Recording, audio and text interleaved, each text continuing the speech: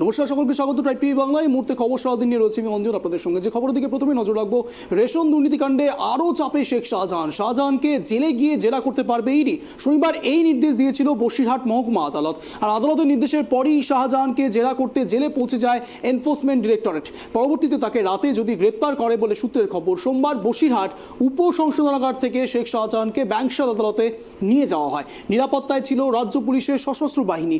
আরও যে বিষয় উঠে আসছে তা হলো শাহজাহানের ফাঁসি চাই এমন পোস্টার দেখা যাচ্ছে। পোস্টার দেখা গেল কলকাতার নগর দায়রা আদালতে। বিস্তারিত কথা বলবো এই মুহূর্তে রয়েছে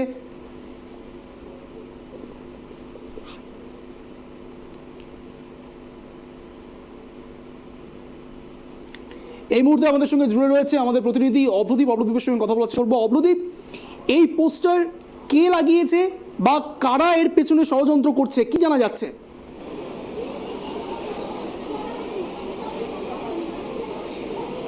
একদমই দেখো, শেখ শাহজাহানকে নিয়ে আসা হলো নগরদারা আদালতে। তুমি একদমই যেটা জানো যে আজকে সকালবেলায় শেখ শাহজাহানকে নিজেদের হেফাজতে নেওয়ার জন্য এবং কলকাতার এই ব্যাংকশাল আদালতে প্রোডাকশন করার জন্য ইডির তরফে আইনজীবীরা এবং ইডির যে আধিকারিকরা রয়েছেন তারা কিন্তু সকালবেলায় আদালতে চলে আসে এবং আদালতের তরফে প্রোডাকশন ওয়ারেন্ট জারি করা হয় এবং সেই অর্ডার শিট তার মধ্যেই কিন্তু বসিরহাট যে জেল রয়েছে সেখানে মেল করে পাঠিয়ে দেওয়া হয় এবং সেখানে নির্দেশ দেওয়া হয় যে বিকেল 4টের মধ্যে কিন্তু ব্যাংকশাল আদালতে পেশ করতে হবে শেখ শাহজাহানকে। আমরা সেই মতো দেখি শেখ শাহজাহান ইতিমধ্যেই কিন্তু ব্যাংকশাল আদালতে এসে গিয়েছেন এবং তিনি যখন ঢুকছিলেন, শেখ শাহজাহান যখন ঢুকছিলেন, বেশ কিছু আইনজীবী কিন্তু শেখ শাহজাহানের ফাঁসি চাই এরকম পোস্টার নিয়ে বিক্ষোভ দেখাচ্ছিলেন। তাদের দাবি শেখ শাহজাহান যেরকমভাবে যে অত্যাচার করেছে সন্দেশখালীর মানুষদের, তার বিরুদ্ধে কিন্তু তাদের এই প্রতিবাদ। বেশ কিছু আইনজীবী কলকাতার নগরদারা আদালতের আইনজীবী তারা কিন্তু শেখ শাহজাহানের ফাঁসি চাই এমনটাই কিন্তু পোস্টার নিয়ে বিক্ষোভ দেখায়। তার পাশাপাশি তোমাকে বলে রাখবো, শেখ শাহজাহানকে যখন প্রবেশ করানো হচ্ছিল তখন এইখান দিয়ে প্রবেশ করানো হচ্ছিল, এটা জেল লকআপ ব্যাংকশাল আদালতের।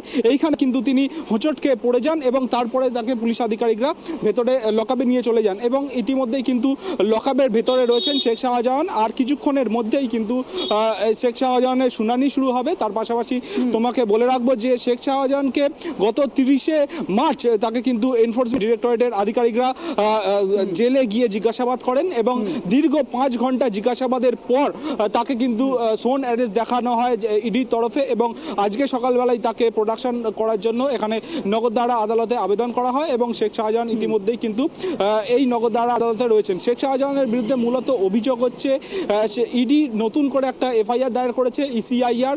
সেই ইসিআইআর মূল অভিযোগ হচ্ছে যে সন্দেশখালীর মানুষদের যে জমি সংক্রান্ত মামলা, সেখানে যে আর্থিক লেনদেন সংক্রান্ত মামলা, সেই মামলা এবং আরেকটি মামলা রয়েছে যেখানে যে তুমি জানো শেখ শাহজাহান ভেড়ি করেছিল, সেখানে মাছ চাষ করতো সে এবং তার পাশাপাশি সেই মাছ কিন্তু বিদেশে আমদানি রপ্তানি করতো। সেখানেও কিন্তু বেশ কিছু আর্থিক লেনদেন সংক্রান্ত বিষয় রয়েছে।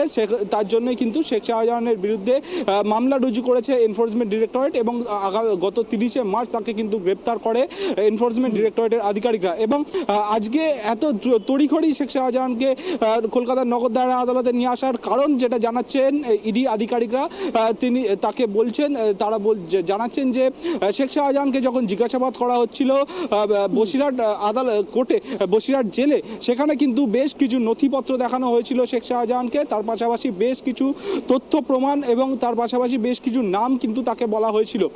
সেখানে কিন্তু তদন্ত অসহযোগিতা করেছিল শেখ শাহজাহান এবং শেখ শাহজাহানের বিরুদ্ধে মূলত অভিযোগ যেটা সন্দেশখালীর মানুষ এখনো পর্যন্ত কিন্তু শেখ শাহজাহানের শাগরেদদের বিষয়ে কিন্তু তারা আতঙ্কিত হয়ে রয়েছেন এবং শেখ শাহজাহান গ্রেপ্তার হলেও তিনি কিন্তু এতটাই প্রভাব রাখেন যে সাক্ষ্য প্রমাণ নষ্ট করতে পারেন। তার জন্য কিন্তু অতি সত্বর কিন্তু আজকের মধ্যে কিন্তু শেখ শাহজাহানকে নিজেদের হেফাজতে নিতে চাইছে এনফোর্সমেন্ট ডিরেক্টরেটের আধিকারিকরা এবং আর কিছুক্ষণের মধ্যেই শুনানি পর্ব শুরু হবে।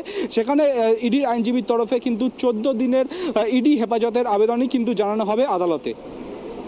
বেশ, নজর রাখো অবদীপ, নজর থাকবে আমাদের। তার কারণ শেখ শাহজাহানের ফাঁসি চাই এমন পোস্টার পড়েছে এবং সবথেকে সবচেয়ে বড় যে প্রশ্ন উঠছে, আর কিছুক্ষণ পরেই শুনানি পর্ব শেষ হবে এবং তারপরে এই মোড় কোন দিকে যাচ্ছে। শেখ শাহজাহানকে 14 দিনের জেল হেফাজতে চেয়েছে ইডির তরফ থেকে। এখন এটাই দেখার পরবর্তীতে শেখ শাহজাহানের পরবর্তী পদক্ষেপ কি কি থাকে এবং ইডি আধিকারিকদের পক্ষ থেকে ঠিক কি কি পদক্ষেপ থাকবে। নজর থাকবে আমাদের।